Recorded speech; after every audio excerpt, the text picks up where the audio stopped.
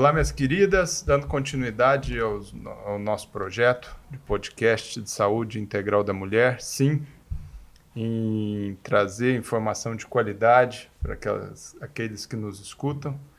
Eu tenho um prazer enorme de hoje estar de frente do gigante Dr. João Paulo Mancuso de Carvalho, a quem eu tive o prazer de conhecer lá atrás, 2007, 2008, quando começamos a dar plantões juntos no Hospital São Luís. Não nos conhecíamos e só tinha duas opções para o esquema que nós entramos. Ou ficávamos muito amigos ou nunca mais um olhava para a cara do outro. Graças a Deus, a primeira opção foi o que aconteceu. Temos o prazer de contar um com o outro em qualquer situação e eu tenho, João, muito orgulho disso. Além de tudo isso, o João, que é especialista em ginecologia oncológica e cirurgia robótica, lembro também ele começando com a cirurgia robótica lá atrás, sempre um entusiasta. Teve seu mestrado pela Santa Casa de São Paulo, onde se formou, fez residência, momento onde nós nos encontramos. Doutorado pela Faculdade de Medicina da USP e atua, então, lá no próprio CESP, o Instituto do Câncer, no Hospital Albert Einstein. João, muito obrigado por estar aqui, para podermos falar um pouquinho, principalmente do cenário da oncologia pélvica ginecológica. Mas muito obrigado por você ter tomado seu tempo e dedicado esse tempo aqui conosco, João. Obrigado, Luiz. É sempre um prazer e uma honra estar aqui do seu lado. Vai ser muito, muito proveitoso essa nossa conversa aí para esclarecer dúvidas e questionamentos e dar uma noção geral de como é a incidência, como é o tratamento, depois o acompanhamento das pacientes que têm câncer ginecológico.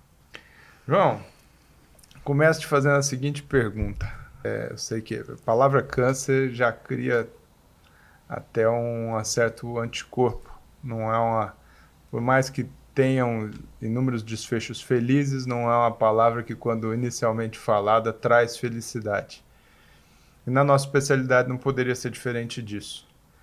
Pensando um pouco na parte ginecológica, a área que militamos, qual que é o cenário atual dos cânceres ginecológicos no Brasil e no mundo? Digo, talvez os mais prevalentes, como que é mais ou menos esse panorama de incidência dos cânceres, com quais nós temos que preocupar mais? O câncer vem surgindo como doença, né? Até pouco tempo atrás, a principal causa de mortalidade da população, de todas as pessoas, eram doenças cardiovasculares, né?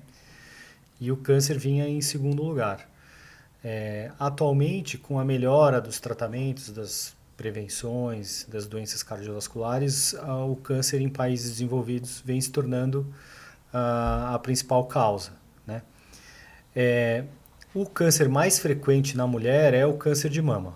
Então, o câncer de mama ele corresponde a mais ou menos 20% de todos os cânceres que acometem as mulheres.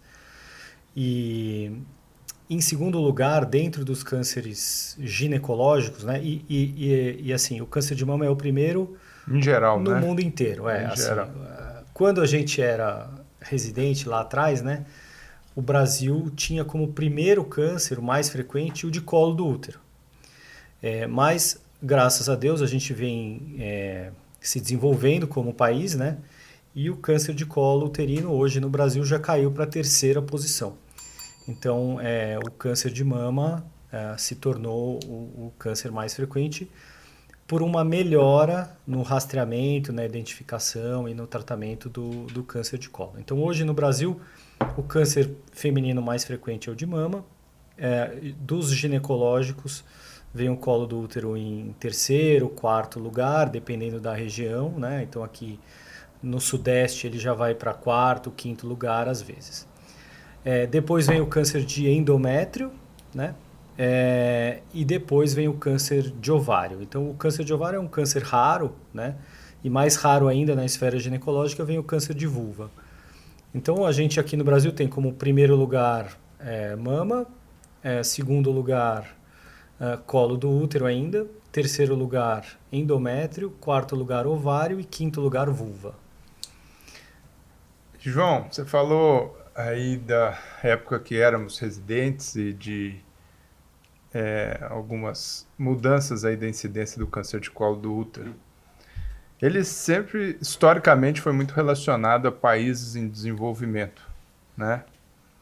Como é que está, assim, o Brasil comparado ao mundo? O que é a prevalência ou a incidência, na verdade, desse tipo de câncer nos Estados Unidos ou dos países desenvolvidos?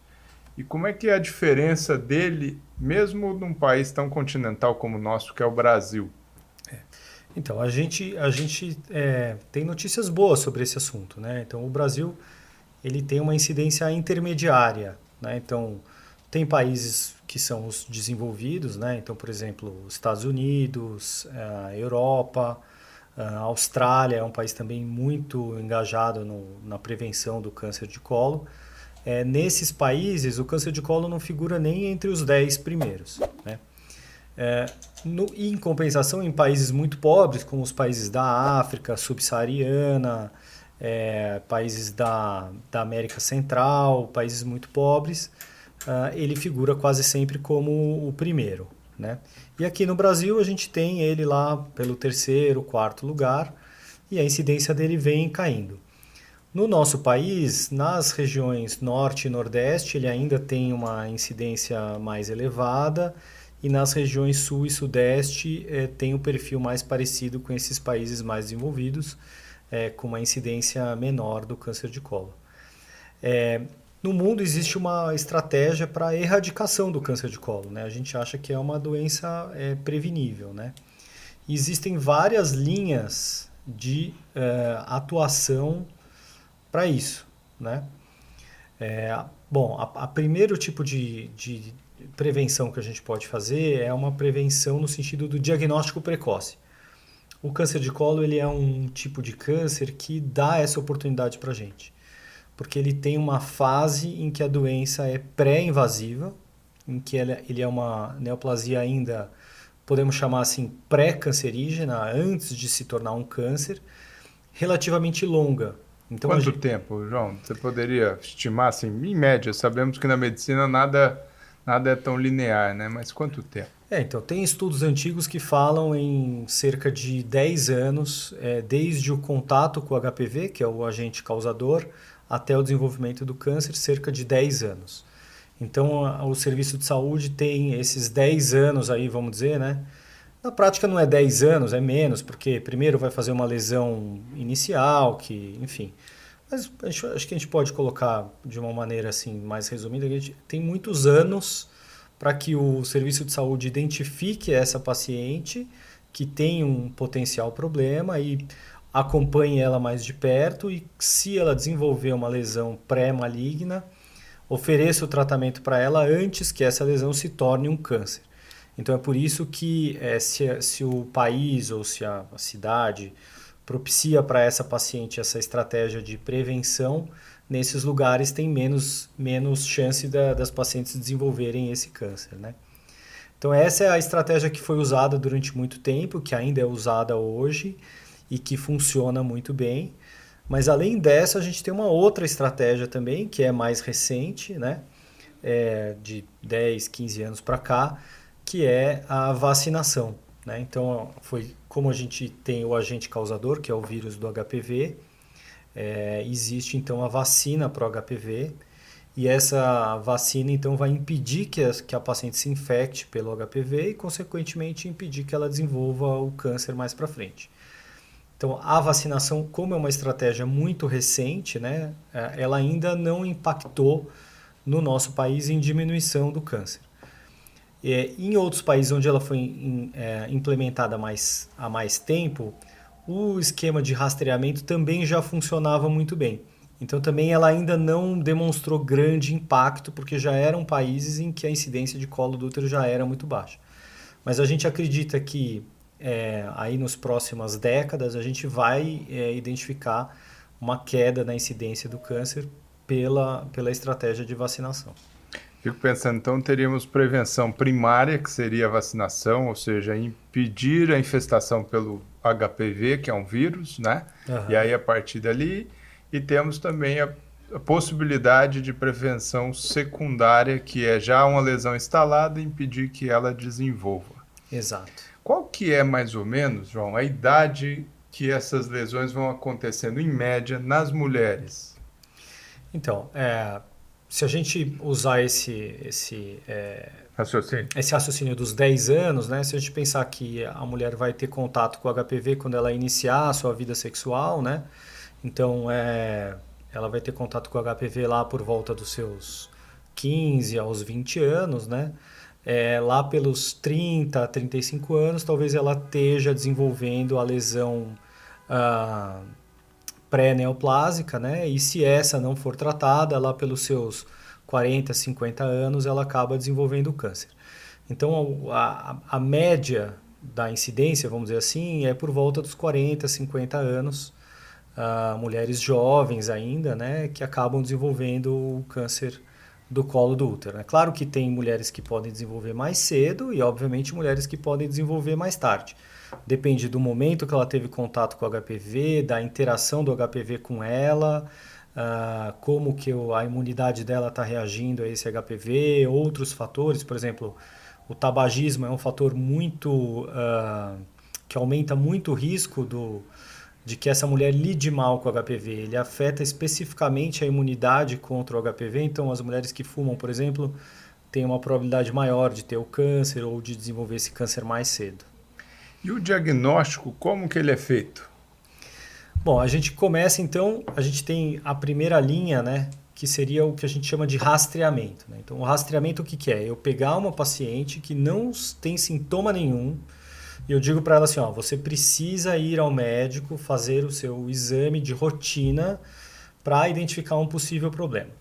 Então, esse exame de rastreamento, né, a gente hoje em dia pode fazer o Papa Nicolau, que é um exame super antigo, mas muito eficaz para isso, que a gente faz um raspado de células do colo do útero e analisa essas células.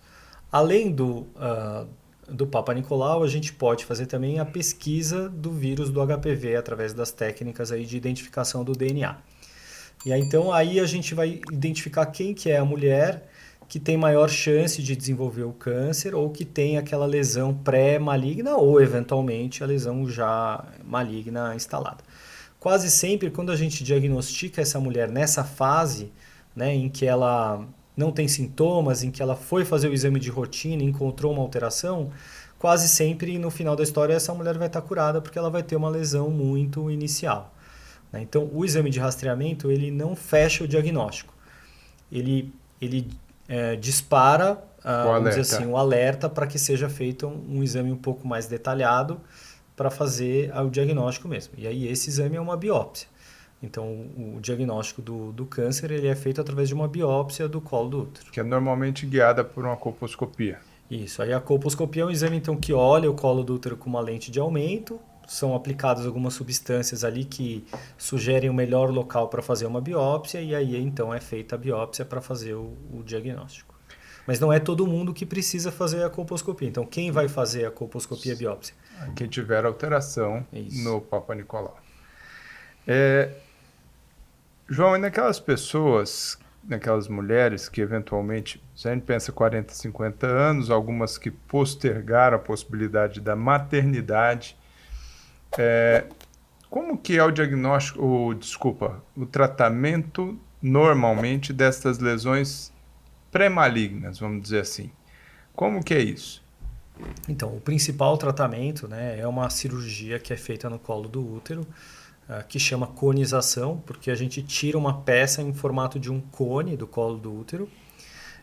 E essa cirurgia ela pode ser feita em ambiente ambulatorial, ou seja, sem precisar de internação.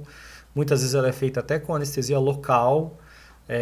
No dia seguinte a paciente pode voltar a trabalhar, voltar às suas atividades normais. Então é um procedimento bastante simples, né?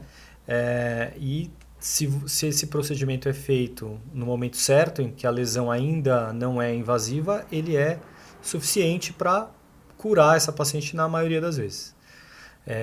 E também esse procedimento não afeta a fertilidade de uma maneira significativa, né? Claro que o colo do útero tem a função de conter a gravidez, então A paciente que faz uma conização, ela acaba perdendo um pouco dessa função, tem uma maior chance de ter um parto prematuro. Às vezes ela pode ter alguma estenose ali, um fechamento desse canal e atrapalhar ela conseguir engravidar. Mas assim, são complicações não frequentes, raras Tratáveis, né? tratáveis e que não impediriam a possibilidade de gravidez, né? E aquelas que tiverem, desculpa, não, assim, eu tô indo, assim, e aquelas que já têm diagnosticado um câncer, perdeu o timing dessa lesão pré-maligna e ainda não tem o seu filho e desejam gestar, tem tratamento? Tem também. Então, quando o tumor ele ainda inicial, né, e a paciente ainda tem desejo de ter filhos, a gente pode fazer uma cirurgia preservadora da fertilidade. E aí existem vários estudos sobre qual a melhor técnica cirúrgica, qual a melhor maneira de fazer essa cirurgia. Mas de maneira resumida, essa paciente pode fazer uma cirurgia em que é retirado um pedaço um pouquinho maior do colo do útero, às vezes junto com isso são retirados os linfonodos da região pélvica, mas o útero, os ovários e as trompas podem ser preservados e aí se preserva então a capacidade dela gestar. Lembrando que o tratamento padrão, né, para o câncer de colo do útero inicial seria a retirada do útero, né? Esse seria o padrão. Mas para uma mulher que ainda quer ter filhos e que tem uma lesão inicial que permite essa preservação, pode ser feito também esse tratamento. Só para eu colocar um pouquinho de pimenta aqui, João, é o seguinte, recentemente, pensando aí na evolução histórica e cirúrgica do tratamento do câncer, também me lembro muito de você lá na Santa Casa, a gente começando na laparoscopia, você na onco de lá, eu lembro da sua empolgação de tentar colocar laparoscopia dentro do serviço de oncologia pélvica lá da Santa Casa. Lembro assim, como se fosse hoje. Então, e teve uma evolução muito grande nesse sentido. Técnica, ergonomia, uma série de situações. Entretanto, recentemente teve um banho de água fria sobre isso, né? Principalmente no câncer de colo do útero. Mas hoje, qual que é o papel da cirurgia minimamente invasiva no tratamento do câncer de colo de útero? Não estou dizendo das lesões pré-malignas, estou dizendo daquela lesão já instalada, já definida como câncer. Bom, tem uma frase, né, Luiz? Essa frase não é minha, eu não sei de quem eu ouvi, mas eu acho que ela é muito pertinente, né? De que a medicina é a ciência das verdades transitórias, né? Eu uso ela bastante. Eu digo mais, verdades absolutas transitórias, porque quando se fala, fala com certeza. Então as coisas vão mudando, né? E a gente vai se adequando e vamos todos aprendendo, né? E assim a gente vai evoluindo como um conjunto, né? Bom, lá naquela época da Santa Casa, né? Eu tive a honra, vamos dizer assim, eu estava no lugar certo, na hora certa, e eu fiz a primeira traquelectomia radical laparoscópica lá da Santa Casa. Eu estava lá junto na equipe que fez, eu que fiz. Também a mesma coisa para a esterectomia radical. Então, quando a gente conseguiu aplicar a técnica laparoscópica para o tratamento do câncer, a gente ficou muito feliz, porque a gente conseguiu trazer todos os benefícios dessa técnica para o tratamento do câncer. Então a paciente se recuperava mais rápido, ela tinha menos infecção, ela tinha menos complicações. Então a paciente que faz cirurgia minimamente invasiva não é só estética, né? Você sabe disso muito bem. Tem até um tempo mais curto quando na necessidade de terapias adjuvantes, né? Por toda a recuperação mais rápida também, Exato. Né? Ela pode começar, né? A quimioterapia, a radioterapia mais rápido. Mas assim, não é só estética. Porque às vezes a pessoa fala, em vez de ter um cortezinho, você está preocupado com a estética. Mas não é só estética, né? A paciente que opera por vídeo ou por robótica, ela anda mais cedo, então ela tem menos trombose. Ela respira melhor porque ela tem menos dor, então ela tem menos tromboembolismo, menos pneumonia, ela tem menos infecção de parede, ela tem, às vezes, as pacientes obesas, a gente tem muita complicação de parede, a gente tem hérnias, tem infecções, e tudo isso atrapalha muito, né, a recuperação da paciente. Então a gente estava muito empolgado com isso, né? E não só a gente, como o mundo inteiro começou a praticar a cirurgia minimamente invasiva para tratamento do câncer de colo.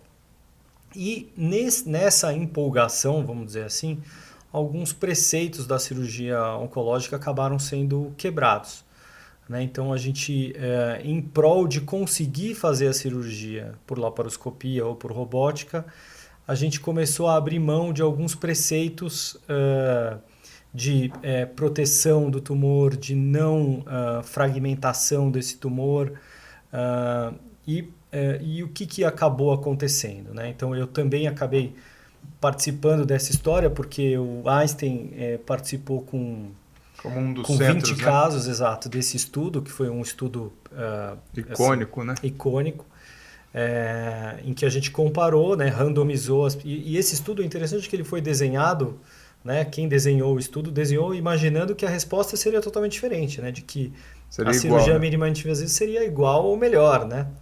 E o que ele mostrou? Que infelizmente, então só para resumir o estudo, eles pegaram as pacientes com câncer de colo inicial, mais ou menos 600 pacientes, mais de 20 centros distribuídos ao longo do mundo, então tinha Austrália, Estados Unidos, Brasil, México, e essas pacientes foram então sorteadas para fazer a cirurgia por via minimamente invasiva, que podia ser robótica ou laparoscópica, ou cirurgia aberta convencional, como a gente fazia antes.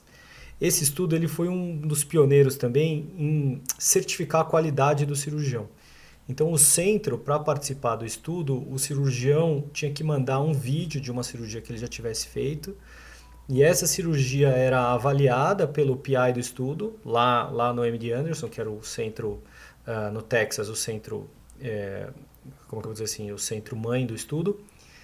E aí ele avaliava esse vídeo e dizia, não, esse cirurgião é bom, ele pode participar do estudo. O cirurgião tinha que mandar também o histórico cirúrgico dele, quantas cirurgias ele já tinha feito e tal. Então, assim, você pode dizer assim, mas um vídeo só não é suficiente, mas o histórico dele não significa.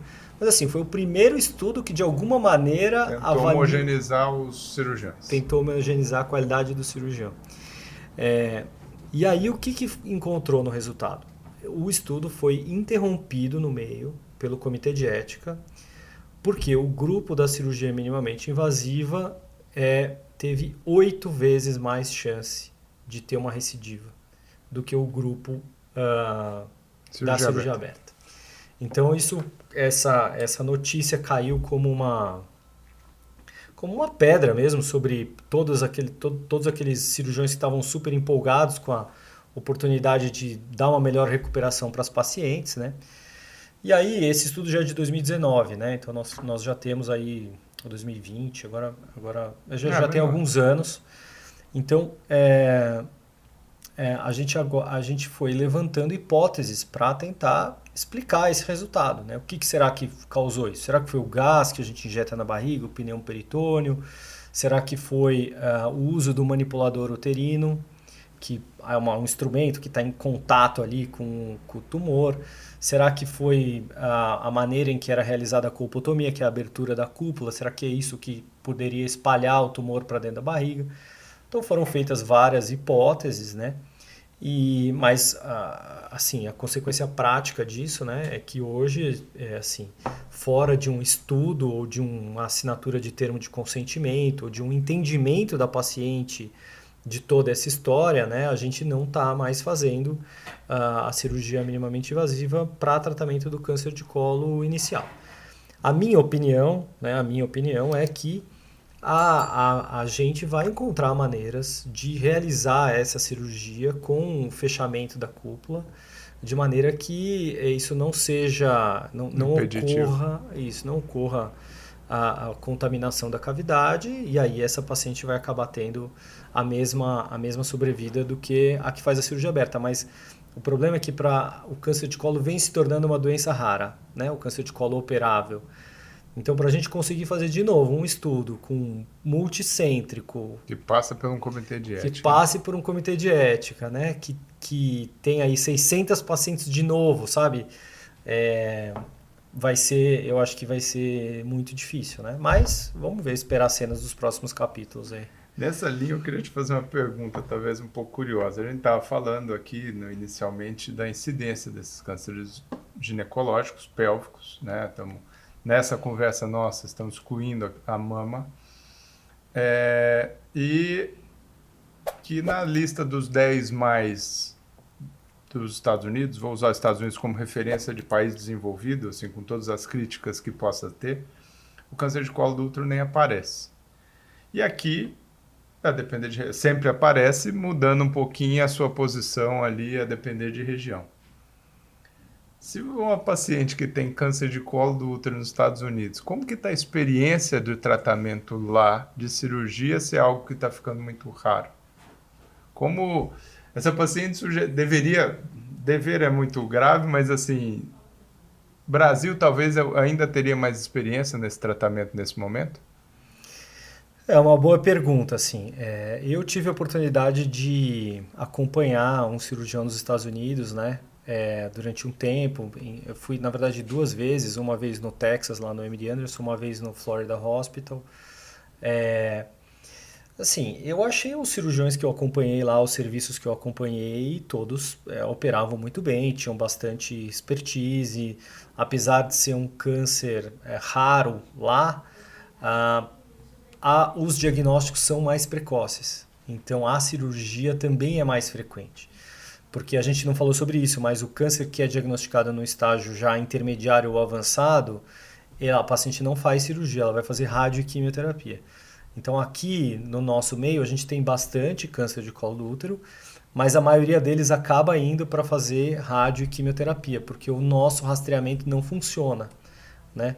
Então, assim, eu acho que a gente tem muita expertise com o câncer de colo, mas o que eu vi lá nos Estados Unidos e também nos congressos internacionais, na Europa, na Alemanha, na Itália, onde eu também estagiei, eu vejo os serviços de ginecologia oncológica muito preparados para tratar, sabe?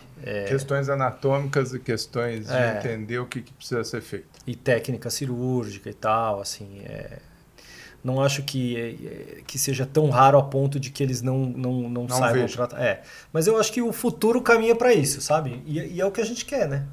Não. No final das contas, é o que a gente quer. A gente quer, Estudar não quer. nos livros. Exato. Perfeito.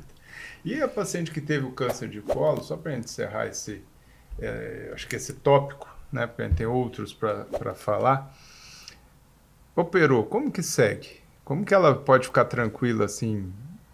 Opa, agora estou tranquila, não preciso mais preocupar com isso. Onde que são essas principais recidivas que mostraram aí no estudo, por exemplo? A gente, para todos os cânceres, né, a gente divide as recidivas em local, né? Então a paciente pode ter uma recidiva local.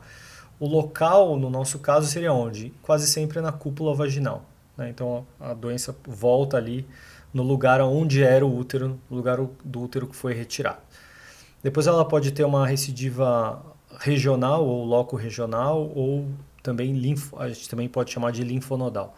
Então a doença pode voltar, né, na região dos linfonodos. Então aquela cadeia linfática que drenava o útero, né?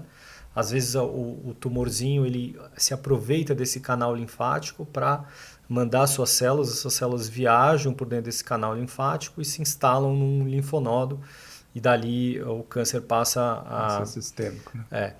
E a gente tem as recidivas sistêmicas, né? Sistêmicas é quando essa célula tumoral chegou na corrente sanguínea e dali ela foi se instalar em outro órgão, por exemplo, no pulmão, no fígado ou no osso.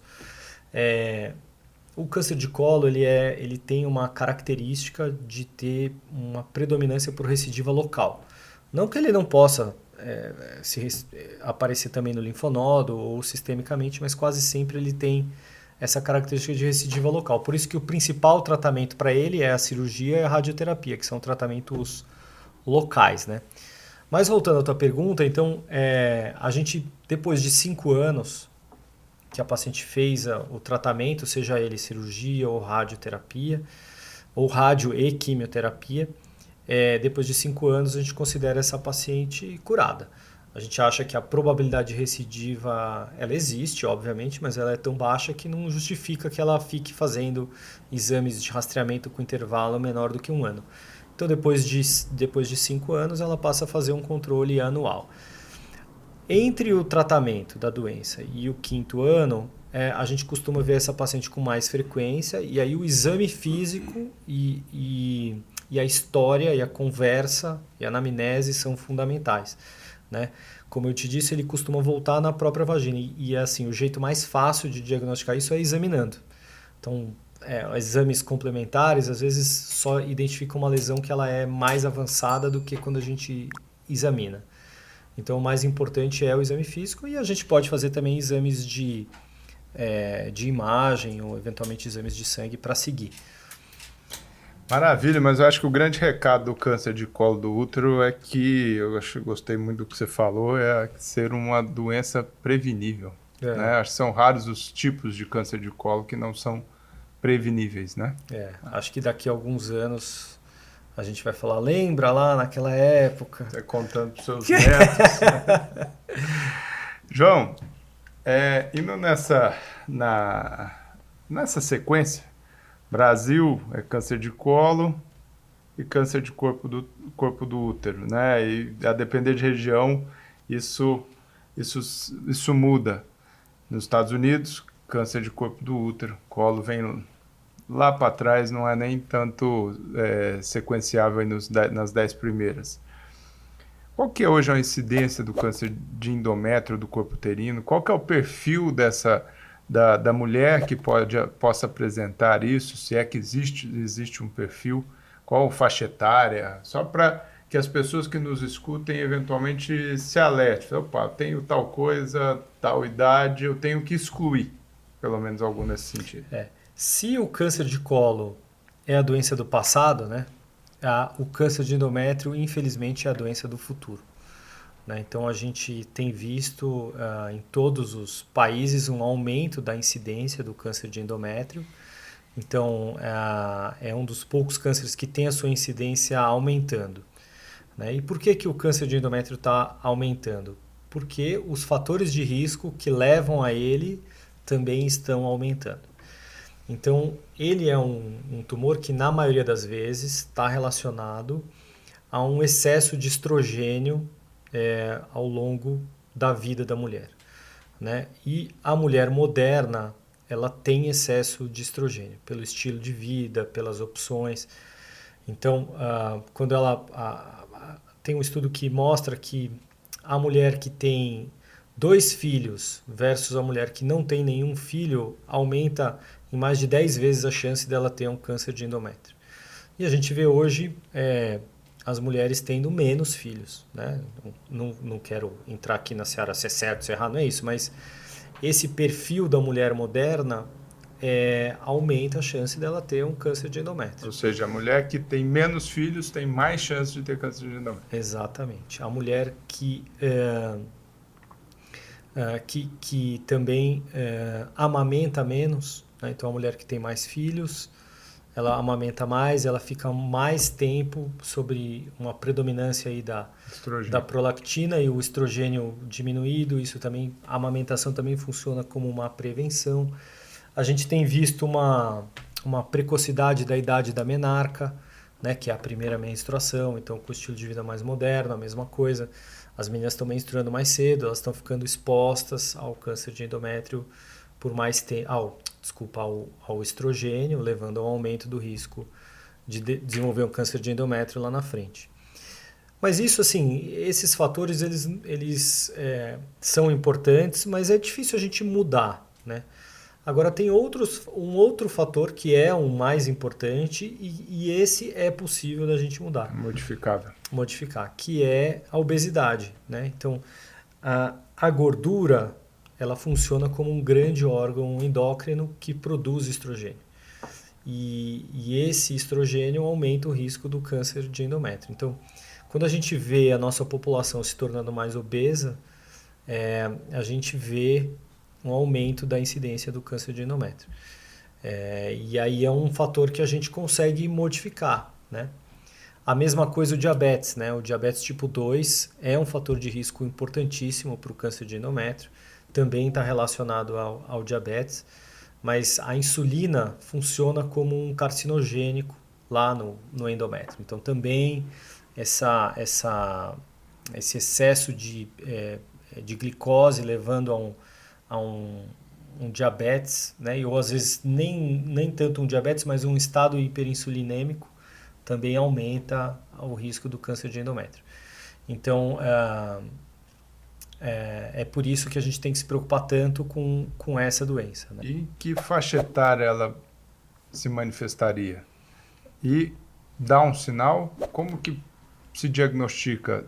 Tem um rastreamento para isso que possa modificar o curso dessa doença? Então, o câncer de endométrio, ele tem o pico de incidência depois da menopausa, lá pelos 60 anos, né? Então, a gente não vê mulheres tão jovens tendo câncer de endométrio. Não é que é impossível de ter um câncer de endométrio antes aí dos 50 anos, mas não é o mais comum. O mais comum é sempre depois dos 50 anos. E a gente não existe nenhuma recomendação de rastreamento para o câncer de endométrio, porque os estudos que foram feitos não mostraram grandes benefícios em termos de sobrevida com esse rastreamento. E ele tem uma particularidade que ele dá um sinal, ele costuma dar um sangramento, no nosso caso aqui, na pós-menopausa. Né? Então, toda mulher que tem um sangramento na pós-menopausa não quer dizer que ela tem câncer, né? Mas ela deve ser investigada e uma boa parte delas vai acabar tendo o câncer de endométrio como causa desse sangramento. E aí a gente consegue, então, atuar nesse momento em que a doença ainda é inicial. Então, por isso que não funciona fazer exames de rotina para câncer de endométrio. Apesar da gente acabar aqui no Brasil tendo essa cultura de fazer ultrassom, não é uma recomendação e não impacta do ponto de vista de... E tem um tempo dentre esse primeiro sinal e até fazer o diagnóstico para ainda pegar numa fase inicial que a cura seja mais provável? Então, quase sempre, quando tem o sangramento e a paciente vai logo procurar o atendimento, essa doença ainda é inicial. Quase sempre é assim. É claro que muitas mulheres, às vezes, não se atentam ou têm algum tipo de vergonha ou, enfim, acabam não indo procurar o serviço médico no primeiro sangramento. Lembrando que quase nunca é um sangramento grande ou intenso, às vezes é um pouquinho, né? Mas que não é normal. Então elas acabam deixando para lá porque não dói, não tem nenhum outro sintoma, o sangramento é pequeno. E aí isso pode fazer com que o diagnóstico seja em uma doença um pouco mais tardia, né? Mas quase sempre, né, ele é diagnosticado em fase inicial quando tem o sangramento. Acho que é só importante dizer que nem todo sangramento é câncer. Exato. Talvez a minoria dos sangramentos são câncer, só que tem que nos alertar para procurar e excluir que seja câncer, é isso? É isso, é exatamente isso. E, João, e a terapia hormonal? Tem influência nesse aumento de incidência? Tem sim. Na verdade, a terapia hormonal diminui a incidência do câncer de endométrio. Mas, João, você não falou que é o estrogênio que causa o câncer de endométrio e a terapia hormonal não usa estrogênio? Mas é porque eu contei a história pela metade, né? Na verdade, Pescador. O que faz o aumento da incidência do câncer de endométrio é um desequilíbrio entre o estrogênio e a progesterona. Então, a progesterona é aquele hormônio que é produzido depois da ovulação, né? E ela faz um papel antagônico, ou oposto ao do estrogênio no endométrio. Então, enquanto o estrogênio dá um estímulo proliferativo no endométrio, a progesterona dá um estímulo antiproliferativo. Então, quando esses dois hormônios estão em equilíbrio, né, essa mulher tem menos chance de ter o câncer de endométrio. Então, a reposição hormonal, quando ela é feita com estrogênio mais progesterona, e essa é a recomendação recomendada para as pacientes que têm útero, né, a gente vê, na verdade, uma diminuição da incidência de câncer de endométrio por conta dessa progesterona que é associada na reposição hormonal. E a mesma coisa acontece com as usuárias de pílula anticoncepcional. Quando você olha o perfil epidemiológico das pacientes que usam pílula, elas têm menos câncer de endométrio. Então, a pílula anticoncepcional ajuda a prevenir o câncer de endométrio lá na frente. Porque tem um grupo de pacientes, principalmente aquelas que têm síndrome dos ovários policísticos ou que têm anovulação crônica, que tem esse desequilíbrio estrogênio e progesterona. E quando ela usa a pílula, ela passa a ter esse equilíbrio e aí a pílula então previne o surgimento do câncer de endométrio lá na frente. E quando se faz o diagnóstico, João, como que é o tratamento em geral dessas mulheres? Sempre cirúrgico? Isso, então... E qual cirurgia? Enquanto no colo do útero a gente tem as pacientes com doença mais avançada que vão fazer rádio e quimioterapia e não vão fazer cirurgia, no câncer de endométrio, quase sempre, eu não vou falar sempre porque em medicina nada é sempre, mas quase sempre o tratamento vai se iniciar por uma cirurgia. E essa cirurgia ela engloba a retirada do útero, dos ovários e dos linfonodos da região pélvica e às vezes também da região paraórtica. Hoje a gente tem uma tecnologia super bem-vinda, né, para o tratamento do câncer de endométrio, que é a tecnologia do linfonodo sentinela. Né? Então, o linfonodo sentinela é o primeiro linfonodo que recebe a drenagem linfática do útero. Né? No nosso caso, nós estamos falando do útero. E aí, então, uma célula tumoral não teria como chegar a outro linfonodo sem passar por esse. Então, a gente retirando apenas esse linfonodo, se ele estiver negativo, a gente sabe que os outros também estão negativos. Então a gente poupa essa paciente da retirada de todos os linfonodos, que é uma cirurgia que traz algumas complicações, a perna pode ficar inchada, o tempo cirúrgico se alarga, ela pode ter algumas complicações disso.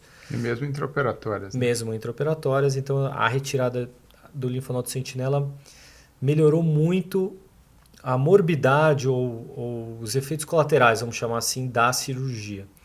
E ela tem mostrado também um aumento do diagnóstico de metástases nesses linfonodos, porque quando você entrega um linfonodo só para o patologista, ele estuda muito bem esse linfonodo. Então ele faz vários cortes, ele faz reações ali de imunistoquímica para identificar pequenas células ou pequenos grupamentos de células. Enquanto que antes a gente entregava para o patologista 90 linfonodos, ele olhava amostragens de uma maneira mais simplista esses 90 linfonodos. Então, os estudos estão mostrando que as pacientes que fazem o linfonodo sentinela têm uma diminuição da morbidade relacionada ao procedimento e tem um aumento do diagnóstico de metástases pequenas que levam a um aumento do tratamento adjuvante depois. Né? O tratamento adjuvante é aquele que é feito depois da cirurgia. Tá. E o acompanhamento depois de tratado? Aí depois da cirurgia, algumas pacientes vão precisar fazer rádio e quimioterapia, aquelas que tiverem uma doença um pouco mais avançada, que é identificada depois da cirurgia. Depois do tratamento, né, elas vão passar por uma fase de seguimento, da mesma maneira que para o câncer de colo. Depois de 5 anos, ela é considerada curada e entre o dia do tratamento e esses 5 anos, ela faz visitas mais frequentes, também com, às vezes, exames, o exame físico, né? E a cirurgia também, diferente do câncer de colo do útero, a gente tem consolidado que a cirurgia pode ser feita por via minimamente invasiva. Então, a gente tem um grande estudo que chama LAP2, né, que também randomizou aí mais, se não me engano, de 1.000 pacientes e mostrou que não houve diferença de sobrevida entre as vias cirúrgicas. Então, hoje, para o câncer de endométrio, a cirurgia minimamente invasiva é considerada o padrão ouro. E é super bem-vinda, porque é justamente essas pacientes que são obesas, diabéticas, mais velhas. Então terão mais complicações pós-operatórias da cirurgia aberta. Então cai muito bem aí a cirurgia minimamente invasiva. João, uma seara que a gente até respira fundo para falar é o câncer de ovário, né? Graças a Deus a incidência é baixa. Como que está o diagnóstico disso? Como que está o papel do câncer de ovário aí na incidência dos cânceres das mulheres? Por que ele é considerado um vilão, tão vilão nesse sentido? Bom, assim, quando a gente fala de câncer de ovário, na verdade, a gente está falando de vários tipos diferentes de câncer dentro de um mesmo pacote, e às vezes a gente está comparando maçã com laranja, com banana, porque são coisas diferentes, né? Então lá no ovário, diferente do endométrio, do colo do útero, que as células, o tumor quase sempre se origina do mesmo tipo de células, lá no ovário a gente tem células completamente diferentes, né? Então a gente tem no ovário a célula que forma o óvulo e ela pode originar um tipo de tumor. A gente tem a célula que produz o hormônio e ela pode originar um outro tipo de tumor. E a gente tem também no ovário células que não são dele, células que caíram em cima dele de outros lugares e que também podem originar tumor. E como o ovário ele é muito vascularizado, às vezes esses tumores que vieram de fora e que simplesmente estão localizados nele podem crescer muito e até ficarem maiores do que o próprio tumor primário, no caso das metástases, por exemplo. Então, feito essas ressalvas todas, né, porque a gente tem tumores de ovário que são bonzinhos, que as pacientes vão ficar curadas, né, mas tem um subtipo, né, que infelizmente é o mais comum, que é o subtipo seroso, porque as células dele têm essa característica de ser serosa. A gente sabe que ele vem, na verdade, da tuba uterina, né? Então a tuba ela tem as fímbrias, que são como se fossem dedos, né, que tem a função de pegar o óvulo depois da ovulação. E nessas fímbrias é que surge o tumor inicial, o tumor in situ. Aquele tumor que a gente consegue identificar no colo do útero inicial, e no ovário ele não está no ovário, na verdade, ele está na tuba, né? Aquela lesão no endométrio que ainda é bem inicial e já começou a dar uma sangrou e você diagnosticou precoce. No ovário não tem isso, porque ele está lá na tuba. E aí uma vez que ele cresce, cai no ovário, se aproveita desse ambiente fértil para crescer, ele rapidamente, de um mês para o outro, em 2 meses, se transforma num tumor maligno já avançado, né? Então é por isso que a gente não consegue fazer o diagnóstico precoce do tumor de ovário, porque o tumor precoce não está nele, está na tuba, né? Uhum. Então aí daí que vem toda essa dificuldade, né? Nós, como ginecologistas, muitas vezes temos por hábito solicitar ultrassom transvaginal, né, de uma forma rotineira, pelo menos anualmente, apesar de epidemiologistas falarem contra isso. Porque no fundo, muitas vezes não previne nada em termos de mortalidade. É isso mesmo, né, João? Pelo comportamento, pela evolução natural da doença. Então, para o câncer de ovário, né, a gente tem um estudo, me fugiu o nome desse estudo agora, mas eu estava no congresso em Liverpool que ele foi apresentado. O nome do autor é Jacobs, é um autor inglês. Então você sabe que o sistema de saúde inglês, o NIH lá, é super... bem documentado, né? Bem documentado. E ele fez um estudo em que ele randomizou as pacientes para fazer um rastreamento para câncer de ovário. Como era o rastreamento? O rastreamento era com ultrassom e CA-125. Que é o marcador tumoral, né? Que é o marcador tumoral do câncer de ovário. Versus as pacientes que não faziam nada, né? E o que ele viu? Ele não conseguiu, fazendo ultrassom e CA-125, se eu não me engano, que eram de 6 em 6 meses, ele não conseguiu prevenir ou alterar, vamos chamar assim, não vamos chamar de prevenir, vamos dizer assim, alterar o destino dessas pacientes, diminuir a mortalidade, ele não conseguiu, mesmo fazendo ultrassom e CA-125 a cada 6 meses. E além disso, ele submeteu um monte de pacientes a cirurgias por lesões benignas e cistos ovarianos. Então, além de não beneficiar, ele causou um mal, vamos chamar assim, entre aspas. Não com intenção, de forma óbvia. Claro, né? claro. Né? E o que ele curiosamente conseguiu foi diagnosticar mais precoce esses tumores mais bonzinhos, esses outros tipos. Ele até, para esses tumores, teve um certo impacto. Mas para os tumores malignos, esses mais frequentes, mais agressivos, ele não conseguiu impactar. né? Então, a gente sabe que, infelizmente, esse não é o caminho, né? Eu sou da opinião que o ultrassom deveria ser considerado o estetoscópio do ginecologista. Eu acho que o ultrassom ele traz muita informação para a gente, né? A gente consegue dali tirar muita informação e dar uma sensação para a paciente de que ela está sendo olhada, de que ela está sendo vista, né? Então eu sou super a favor de que se faça ultrassom, mas a gente tem que entender a nossa limitação, né? Então, e existe essa limitação, infelizmente, né? Então, mas assim, essa história não é só negativa, né? Então, o que a gente tem de positivo para o câncer de ovário? A gente tem que a gente pode talvez preveni-lo com a retirada da tuba, né? Então, para aquelas pacientes que já completaram a sua prole e que serão submetidas a alguma cirurgia, em geral de origem ginecológica, né? Se ela vai, por exemplo, retirar o útero, você pode aproveitar para retirar essa tuba, né? Ou se ela vai fazer, por exemplo, uma laqueadura, né? Também você pode aproveitar para retirar a tuba e aí nesse grupo de pacientes talvez prevenir. Isso é o que é chamado de salpingectomia de oportunidade, certo? Certo. Eu vejo isso é uma discussão extremamente pujante, mas já temos dados que pode falar que impactou em mortalidade ou ainda não? É só ainda baseado na teoria do seroso? A gente tem um estudo escandinavo, eu esqueci agora de qual país exatamente ali da região da Escandinávia, que mostrou uma prevenção significativa para as pacientes que fizeram salpingectomia em algum momento da vida.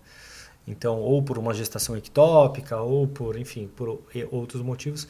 Inclusive, a própria laqueadura, sem a retirada da trompa, também dá uma certa proteção, né? Então, são dados animadores, né? Talvez no futuro a gente consiga, sei lá, fazer uma citologia da tuba. Será que talvez, eventualmente, indicar a retirada da tuba de maneira minimamente invasiva? E a gente também tem um grupo de pacientes com câncer de ovário com esse tipo seroso que tem uma doença, vamos chamar assim, uma mutação genética que a predispõe a ter o câncer. Então, às vezes a gente pode talvez realizar exames genéticos nessas pacientes também para realizar essa cirurgia preventiva, né? Só fazendo um adendo, para aquelas que têm a mutação, daí só a retirada da tuba não é suficiente. A gente recomenda a retirada da tuba e do ovário, né? No momento em que ela já constituiu a sua prole e tudo isso. Eu acho que assim, não sei se você concorda, João, acho que é um recado que nós ginecologistas cada vez mais estamos atentos a isso, então assim, algo que é relativamente recente, toda esterectomia retira-se tubo. Antigamente, eu acho que na nossa residência não era uma verdade, Não. né? Isso veio de 2010 para cá, se não me falha a memória, mas eu acho que é algo que não é só importante para os ginecologistas, né? Então, acho que as mulheres estarem atentas a isso e caso sejam submetidas a qualquer tipo de cirurgia que seja, né? Apendicectomia, colicistectomia, tudo bem que muda aí locais de punção, coisas nesse sentido, mas eventualmente questionar o médico que for operá-la, trazendo este assunto, entendendo que não é a especialidade dele, então não necessariamente vai ser trazido por ele, mas esse questionamento ele pode ser útil uma vez que vai ser abordada de qualquer motivo. Sim, sim, sim. Quem é mais, vamos dizer assim, os estudos mais otimistas com essa ideia da salpingectomia profilática ou de oportunidade, eles colocam isso, que qualquer cirurgia abdominal que a paciente tenha que ser submetida, ela pode aproveitar para tirar a tuba desde que ela já tenha sua prole constituída, né? Então, eu acho que é super válido mesmo, né? A cirurgia mais realizada no mundo, se eu não me engano, é a colicistectomia, a retirada da vesícula, né? Então, assim, a gente poderia aproveitar no momento da colicistectomia para fazer a salpingectomia. Se eu não me engano, a apendicectomia também não é uma cirurgia muito frequente. O problema é a faixa etária, talvez, né? É a faixa etária. Talvez é a faixa etária. Mas tem que ficar isso no radar. Né? Quantas pacientes não fazem, por exemplo, uma cirurgia plástica, né? Uma abdominoplastia, uma coisa assim, já está lá no centro cirúrgico. Uma cirurgia de mama, pode aproveitar, né? É claro que a gente tem que levar em conta possíveis complicações do procedimento, tudo. Mas é uma coisa que pode estar no radar aí, sim. Algo para se conversar. É. Diria então, João, assim, infelizmente o diagnóstico precoce do câncer de ovário parece não ser o caminho para diminuir ou para melhorar os números de resposta a ele, que a evolução no tratamento seria por esse caminho, ou houve outras evoluções no tratamento do câncer de ovário nos últimos anos? Para o câncer de ovário, a gente tem como a pedra fundamental, primeiro, a possibilidade de fazer uma cirurgia citorredutora. A cirurgia citorredutora é quando a gente tira toda a doença visível, né? Porque como o ovário está solto ali no peritônio, a disseminação local dele, na verdade, é para o peritônio. Ele solta células e essas células caem no peritônio e o líquido peritoneal ele circula pelo abdômen, leva essas células e elas se implantam no peritônio. Superfícies de órgãos e peritoneais. Né? Exato, muito semelhante à endometriose. Né? Então, o caminho do líquido peritoneal ele vem primeiro aqui para a goteira paretocólica direita, vem para o diafragma direito, depois ele vem para o centro do abdômen, para a fossa ilíaca esquerda, depois ele volta para o diafragma do lado esquerdo. Né? Então, assim como você vê com alguma frequência lesões de endometriose no diafragma direito, também é o lugar mais comum de implante do câncer de ovário. Então, a cirurgia é uma cirurgia agressiva, né, com a retirada de todas essas lesões. A gente precisa de um cirurgião com essa expertise para fazer isso. Mas um cirurgião sozinho também não faz verão, né? Uma andorinha só não faz verão. Ele precisa estar num centro que tenha uma UTI, que tenha experiência com essas pacientes. Ele precisa de toda uma infraestrutura em volta dele. E a gente tem já inúmeros estudos mostrando que centros que tratam pouco câncer de ovário têm resultados de sobrevida piores do que centros que tratam muito. Né? Então, é uma doença que precisa de um tratamento em um grande centro com expertise nisso. Até porque são cirurgias grandes e que, graças a Deus, também não tem uma incidência tão alta. Né? Sim, graças a Deus é uma doença rara. Né? Depois da cirurgia, a segunda pedra fundamental aqui do tratamento do câncer de ovário é a quimioterapia. Então, o câncer de ovário ele tem uma característica, esse subtipo aqui seroso, né? Tem essa característica de responder muito bem à quimioterapia. Então, as pacientes costumam ter boa resposta à quimioterapia, mas infelizmente em algum momento essas células tumorais acabam se tornando resistentes à quimioterapia. É um mecanismo parecido com a resistência bacteriana, né? Então, quando você tem ali 1000 células neoplásicas, você faz a quimioterapia, você extermina 999, né? E aí sobra uma célula, mas essa célula ela era resistente. E aí essas células continuam se multiplicando, só que todos os clones dela também são resistentes. E aí quando você faz de novo a quimioterapia, às vezes ela não responde. Então é nesse momento que você acaba perdendo a paciente com câncer de ovário. E o que tem de novidade são esses tratamentos, terapias-alvo, né? Então, primeiro que a melhora da expertise cirúrgica trouxe um benefício. Segundo, da parte cirúrgica, a gente tem também um tratamento novo que é a quimioterapia hipertérmica, que a gente aproveita o momento da cirurgia para fazer uma quimioterapia dentro do peritônio para tentar tratar melhor essas células neoplásicas. É um tratamento que ainda não está bem consolidado, né? Mas ele para alguns cenários ele é promissor. Depois vem a quimioterapia tradicional e as terapias-alvos. A terapia-alvo que surgiu há uns 10, 7 anos atrás é um antiangiogênico, então ele impede a proliferação de novos vasos sanguíneos e isso demonstrou algum benefício para as pacientes com câncer de ovário. E mais recentemente a gente tem os inibidores da PARP, que é uma enzima específica produzida principalmente por aquelas pacientes que têm aquela mutação genética. Então, e aí essa enzima causa nessas células que têm a mutação genética que elas não consigam se desenvolver. Então, os inibidores da PARP chegaram aí com trazendo excelentes resultados, né? Então é um tratamento novo e que está mudando muito o destino dessas pacientes. Principalmente para essas que têm essa mutação desse gene BRCA, né? Essa mutação pode ser somática ou germinativa. Germinativa é aquela paciente que tem a mutação em todas as células dela. E somática é aquela que só o tumor tem. Mas tem uma porcentagem alta dos tumores que tem essa mutação.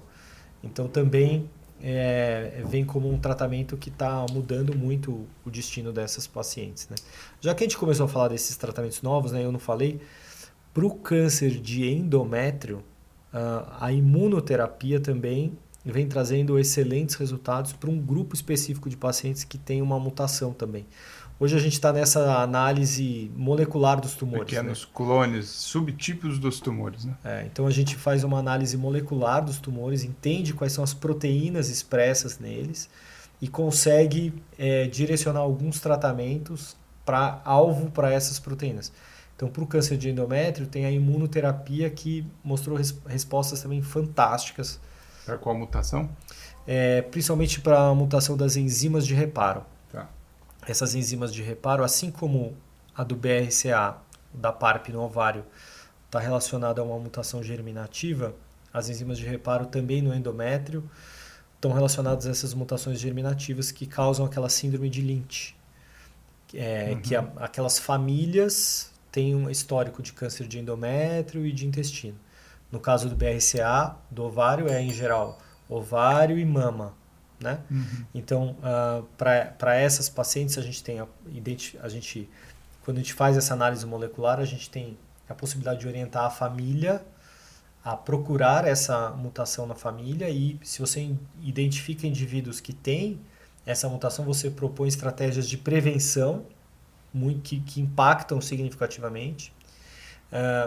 E para o tratamento da paciente impacta, né, no uso dessas terapias-alvo que têm baixas complexidades, baixas morbidades e impactam muito positivamente. Ela só tem um defeito. Qual? O preço. O acesso. Que são tratamentos caros e o plano de saúde às vezes não cobre, sabe assim? Mas com os estudos chegando... Então não vai ter muita alternativa. Exato. E essa paciente que teve o câncer de ovário, então, como é o segmento dela pós, já que tem esse risco de uma célulazinha escapar da quimioterapia, adquirir a sua resistência, e quando ela poderia respirar fundo e falar, opa, dessa eu passei? Então, a gente usa meio como um padrão para todos os cânceres os 5 anos aí, né? Então, assim, se depois de 5 anos ela não teve nenhum sinal de recidiva, nada, muito provavelmente ela não vai ter mais para frente, né? E aí, diferente dos outros tumores, aqui no câncer de ovário a gente tem um marcador que ajuda muito de sangue, que é o CA-125 que a gente comentou, que é um exame de sangue que pode ser feito no segmento e se a gente identifica que ele está subindo, ele é um marcador importante de recidiva. João, a gente tem quase mais de 1 hora falando aqui. Eu queria te fazer Deu mais de 1 hora já? Uma última pergunta. Meu Deus. Traz a cerveja aí. Uma última pergunta, até para a gente encerrar, que vai ao encontro de uma entidade ou de uma doença que é extremamente prevalente na mulher, que é o mioma. E a gente não vai falar de mioma aqui, que não é o intuito, mas como ela é extremamente prevalente, e fica sempre a dúvida, opera, não opera, poxa, eu tenho, como acompanha. Uma pergunta direta, mioma se transforma em câncer? Devo me preocupar com isso? Não, então assim, os miomas não se transformam em câncer, né? Se ele é um mioma, ele é um mioma e ele vai terminar a vida dele sendo um mioma, sendo retirado ou ficando lá no útero, né? A questão é que às vezes o câncer, então vamos chamar de sarcoma, né? Que tem o mioma e tem o sarcoma.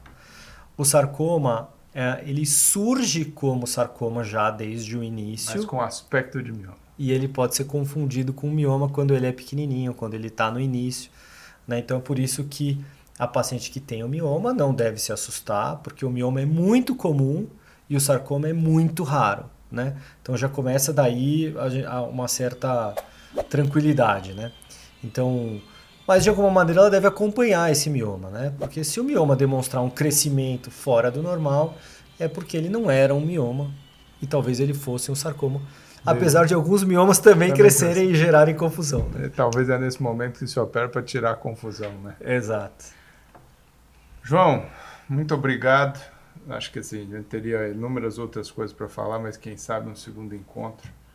Queria te agradecer mais uma vez por estar aqui comigo hoje e perto de mim, acho que tantos anos. Eu sei que essa proximidade ela perdurará. Você sabe que é a mesma coisa, o contrário.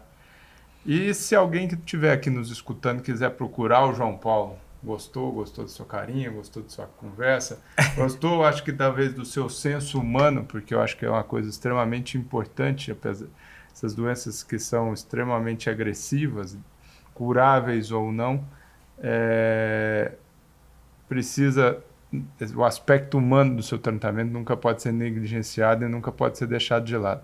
Então, quem gostou, assim, como que te acha? Onde que te procura? Como é que chega até você, João? Então, eu acho que o jeito mais fácil talvez seja pelo Instagram, né? Se lá tiver suas informações de consultório, de tudo isso, lá talvez seja o lugar mais fácil. Eu não sou a pessoa mais tecnológica aqui, né?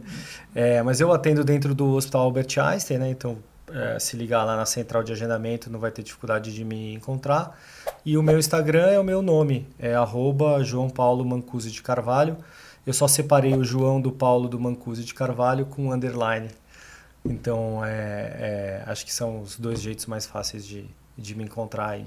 Espero que nem tanta gente procure por esse fim, pode procurar por outros, porque você é tão competente quanto, né? Mas aquelas que infelizmente vai acontecer, isso são coisas da vida, que procuram pessoas como você. A gente tem que trazer também, Luiz, a questão de que o câncer vem se tornando uma doença com uma boa probabilidade de cura, né? E assim, o câncer ginecológico especificamente, quando a gente fala de colo do útero, endométrio e ovário, que não esse tipo seroso, que infelizmente ele é um pouco mais difícil, mas todos os outros a gente, quando tem um diagnóstico precoce, tem uma probabilidade de cura aí de 80%, 90%, 95%. Né? Então, é claro que a paciente precisa fazer o tratamento, né? E é chato passar por tudo isso, mas lá no final da história, elas vão muito provavelmente ficar curadas, né? Muito obrigado, João. Muito obrigado. Obrigado, uma honra estar aqui.